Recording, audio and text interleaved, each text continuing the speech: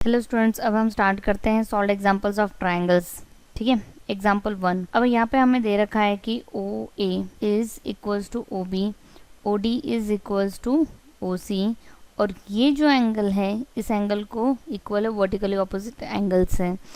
तो ये दोनों ट्रायंगल्स तुम्हारे कॉन्ग्रुएंट हो जाएंगे। Side angle side congruency rules है। ठीक है, तो लिख देते हैं। ठीक है, तो हमने दिखा दिया है कि दोनों ट्रायंगल्स ऐसे एस कॉन्ग्रुएंसी रूल से कॉन्ग्रुएंट हो गए हैं। सिंप्लिसिटी से मैं क्या कह दूंगी, जिसमें नंबरिंग दे देती हूँ, ये एंगल 1 है, ये एंगल 2 है, मैं कह दूंगी एंगल 1 इक्वल्स टू एंगल 2 है, simplicity. But this are alternate interior angles. ठीक है, और हमें पता है जब भी अल्टरनेट इंटीरियर एंगल्स हैं तो लाइन मेरी कैसी होनी चाहिए, पैरेलल होनी चाहिए। तो for A D is parallel to B C, और यही हमें सेकेंड पार्ट प्रूव करना था। अब देखो इन्होंने कहा गिवन की line A B is segment. ठीक है, उसमें एल परपेंडिकुलर बाइसेक्टर है, इसका मतलब ये इसको इक्वल है, और ये 90 है। पी कहीं तो उस लाइन एल पे पॉइंट है। ठीक है, ये एल, ये ए बी, और हमें प्रूव करना है कि P is equidistance from A and B. तो ज्वाइन कर लेते हैं हम। तो हमने लिख दिया है कि दोनों 90 है और इक्वल है, और हमें प्रूव करना है इक्वी डिस्टेंस का मतलब होता है कि इक्वल डिस्टेंस पे है ए और बी से, that is P A equals to P B. तो लिख देते हैं प्रूफ। तो हमने इन दो ट्राइंगल्स में कॉन्ग्रुएंसी दिखा दी है। फिर हमें पता है कि ये तो गिवन है। फिर यहाँ हम लिख देंगे कि P O is equals to P O common side, therefore triangle POA is congruent to triangle POB by SAS congruency rule। और फिर हम कह देंगे CPCT से PA is equals to PB। इतना ही हमें प्रूव करना था। अब यहाँ पे हमें दे रखा है कि ये जो लाइन है ये पैरेलल है इसको। ठीक है, और हमें दे रखा है कि O इज मिड पॉइंट, तो ये साइड इसको इक्वल हो गई। और दूसरा हम कह देंगे, और हमें प्रूव करना है कि ये दोनों ट्रायंगल्स कॉन्ग्रुएंट है और ओ भी मिड पॉइंट है। इसका मतलब क्या दिखाना है हमें, B O is equals to O C दिखाना है। तो प्रूफ स्टार्ट करते हैं। ठीक है, O A equals to O D मुझे गिवन था। देखो ये जो एंगल है ये इसको इक्वल है अल्टरनेट इंटीरियर एंगल से। हम कह देंगे एंगल 1 और 2। तो angle 1 is equals to angle 2, alternate interior angles पूरे वर्ड्स लिखना। और angle C O D is equals to angle A O B, vertically opposite angle. ठीक है, ये वाला। तो ये हो गया एंगल, ये हो गया साइड, एंड अगेन एंगल।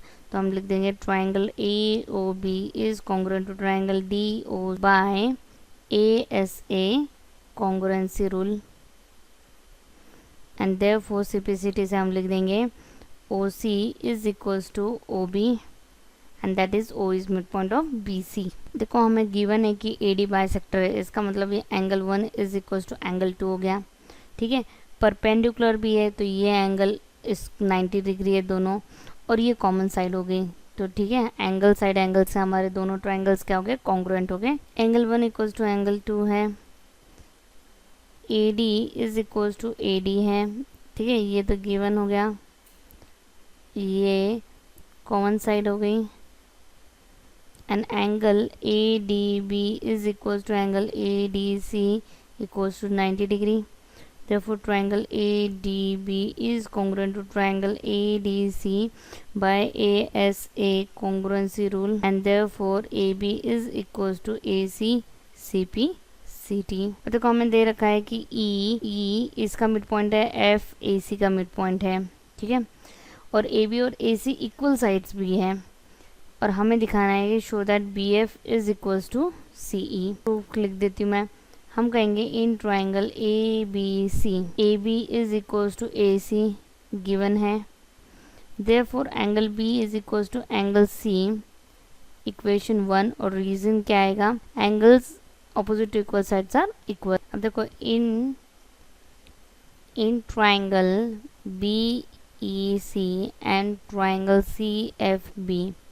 ठीक है, हमें पता है कि ये पूरा का पूरा ए बी इक्वल है, तो क्या हम ये कह सकते हो ये छोटा छोटा पार्ट्स भी इक्वल है हमारे। ठीक है, क्योंकि E and F are mid point, तो हम कहेंगे B E is equals to C F. ठीक है, as A B is equals to A C and E and F are mid points. ठीक है, as A B equals to A C है and E and F are mid points. फिर angle B is equals to angle C from 1, and BC is equals to BC, common side. Therefore triangle BEC is congruent to triangle CFB by SAS congruency rule, and CPCT से क्या हो जाएगा, BF is equals to EC CPCT। अब देखो AD इस triangle में आ रहा है, देखो मुझे गिवन है कि ये इसको इक्वल है, ठीक है, एंड ADDE, तो इसका मतलब मैं इन दो ट्राइंगल्स में कॉन्ग्रुएंसी दिखाऊंगी।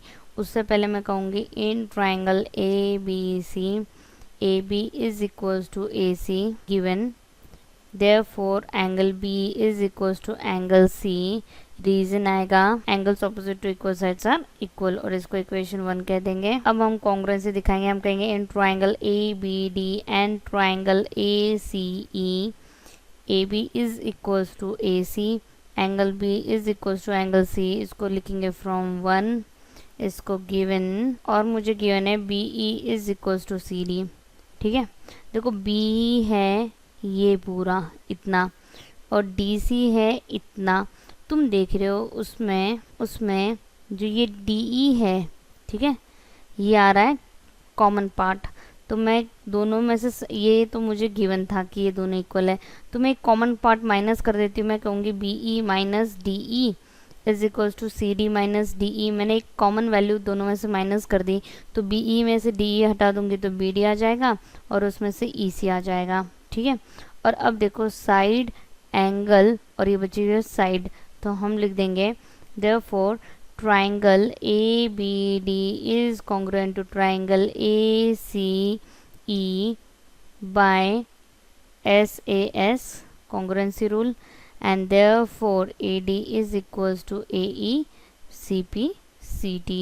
अब देखो हमें गिवन है कि AP is equals to PB, ये इसको इक्वल है, ठीक है, और हमें प्रूव करना है कि ये जो AC है CB के इक्वल है, और PAC और ये PCB, और चारों मतलब जो सेंटर में जो चारों एंगल्स आ रहे हैं वो 90 डिग्री दिखाना है, तो ये परपेंडिकुलर बाइसेक्टर बन जाएगा, ठीक है। तो उसके लिए अब हम पहले लेंगे इन ट्राइंगल, ये वाले ट्राइंगल लेंगे ये, और एग्जैक्टली उसके सामने वाला जो ब्लू है हम लिखेंगे in triangle PAQ, in triangle PAQ and triangle PQB।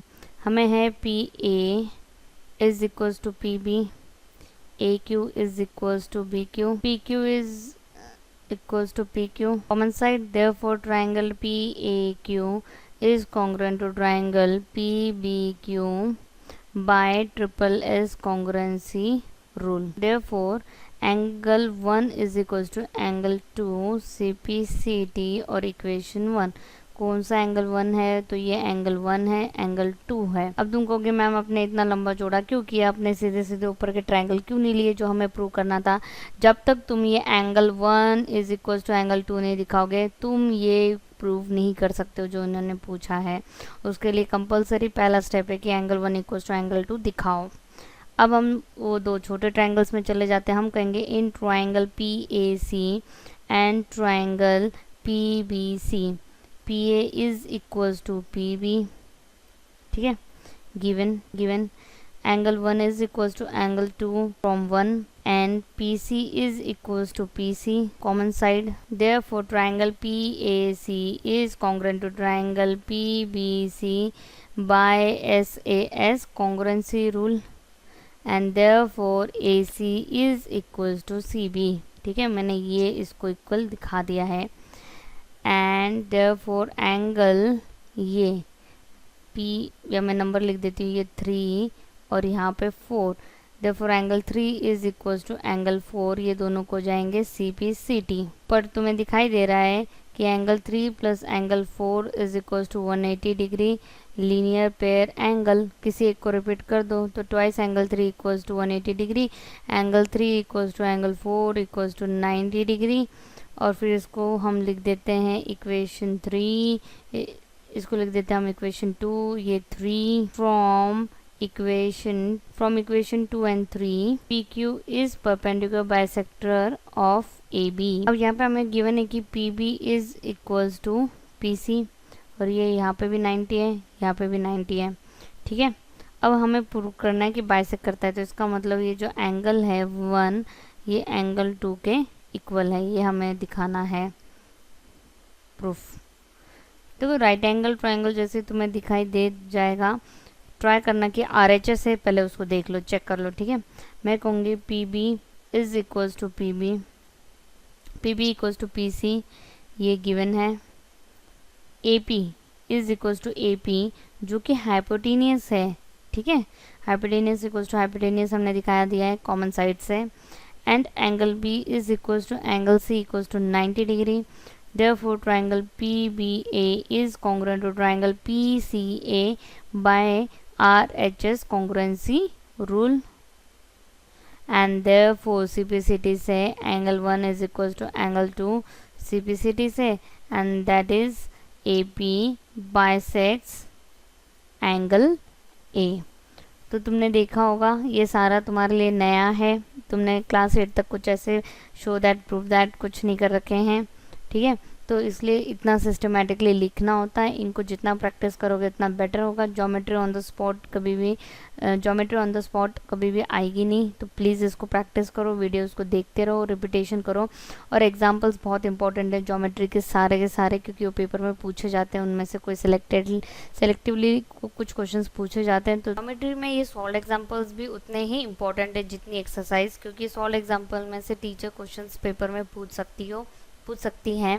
तो इसलिए इनको रिपीट करो, प्रैक्टिस करो, जितना रिपीट करोगे उतना बेटर होता जाएगा ज्योमेट्री। वीडियो को देखते रहो, सीखते रहो। और मैथ से रिलेटेड वीडियोस के लिए और टफ से टफ टॉपिक को आसानी से पढ़ने के लिए मेरे चैनल को फॉलो करिए। उसके लिए सिंपली क्या करना है, तो सब्सक्राइब करिए, लाइक करिए, कमेंट करो, शेयर करो, एंड थैंक यू।